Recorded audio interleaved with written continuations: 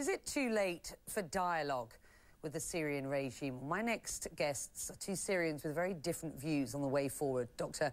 Musaab Azzawi is the chief coordinator of the Syrian Network for Human Rights, and Reverend Nadim Nassar is a Syrian Anglican priest working here in London. He's also director of the Awareness Foundation in London. Musaab, you say it's too late for dialogue, don't you? Why? Well, basically, after we confirmed 8,311 victims killed by the regime forces, who gonna accept to make dialogue? What about these families of these victims? And when I tell you that we have to apply very strict rules to verify any death, we expect that these numbers would be more, with more than 92,000 persons with disability, with injuries. Who gonna accept the dialogue from those groups? So I think it's too late. Nobody is shocked by the numbers, and I can assure you of that. Reverend Nadim Nassar, you say there is still time for dialogue. Absolutely. If we look at history, we need to learn from history. History tells us that in the fierce wars, in the middle of battles, people sat down and talked when they were bitter enemies. I think dialogue and late don't come to in a one sentence. There is a chance, even if we are able to save one single life. Who do you talk to at this point? That's a good question, because I don't think anybody who is now in the political arena, in the political scene in Syria, should be included in the dialogue. And my suggestion to the West, it is shocking for me to see that not a single Western country has on the agenda the dialogue. We have almost exhausted the options. Why don't we go for the dialogue? We have not tried it. So a neutral place with representatives of as many as we can to represent the spectrum, the political spectrum in Syria, including the regime, without letting the regime dictate the dialogue. How do you respond to that, Musaab? Well, basically, this is now after 1 year of the uprising. Now, this dialogue could come in the early month, and that was a very nice exit. But now, if you listen to the regime, the proposal of the regime that we don't want to have a dialogue with anybody, we have the military and security forces solution. We are faced by armed gangs, which we don't see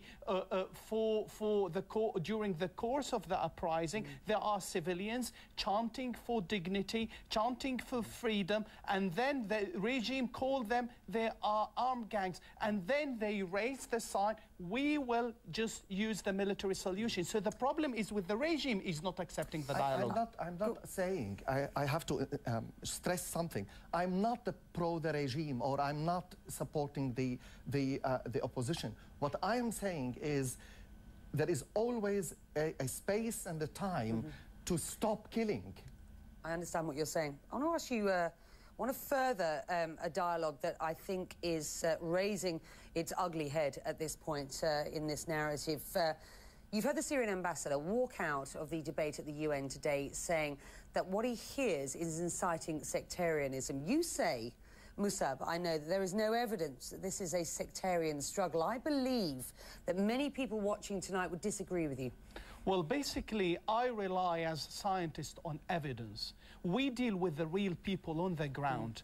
The real story on the ground, that the activists who lead the uprising, that they are highly educated people, highly professional, they are engineers, doctors, and they are professors at universities, and they are looking for two main principles, freedom and dignity, and this is universal. These are the people who ran the protests early on. Do you see evidence of a sectarian struggle? Because that is a real concern at this point, isn't it? Well, I can tell you as a matter of fact that many minorities, religious and ethnic minorities, are participating heavily in leading the uprising. Forget about the political opposition. They don't actually represent the real people on the ground. I'm telling you about the real people on the ground. We deal in the team I lead. We have tens of Alawites. We have Christians. We have people from our teams. They were Christians and killed during the course of the uprising. So I can't accept this principle. I think the sectarian element, I wouldn't say sectarian, what you mentioned. I would say there is a religious dimension to the conflict, because the president does not represent himself. Like when Mubarak fell, so just Mubarak and his family were gone. But if we look at the situation in Syria, it's more complex, because the regime represents a minority in Syria. They don't only represent themselves. Because of that, the religious element is there, and we have to acknowledge that Syria is like the rest of the Middle East. We are religious people, and religion is a very important part in our identity. This element now is ruled by fear. I'm a Christian, I'm a priest, and when I talk to Christians in Syria, the fear is enormous. That the fear is of what? The question is, what is the alternative if the regime falls today? We don't want fundamentalists to jump to the power.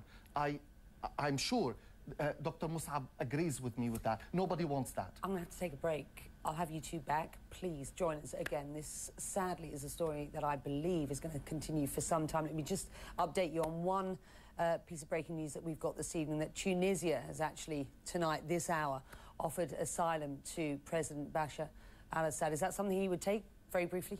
Well, no, because he could not accept the principle that there is a crisis in the country, that there is a people in the streets trying to create change. He does not accept that. He feels that there is a conspiracy ignited by the Western powers. This is not true. What I can say that the real people in Syria were inspired by what happened in Egypt. This is very normal. Who reads history? Go back to the history of 1848, the European Spring. All the European countries were doing the same as the Syrian people. I don't want fundamentalists to prevail in Syria, but that would be the situation if the Western powers would leave Syria in the hands of this regime for a long and prolonged civil war. Gonna have to leave it there. We thank you very much indeed for joining us. We'll take an advertising break. Come back next week. Taking a very short break. Back after this.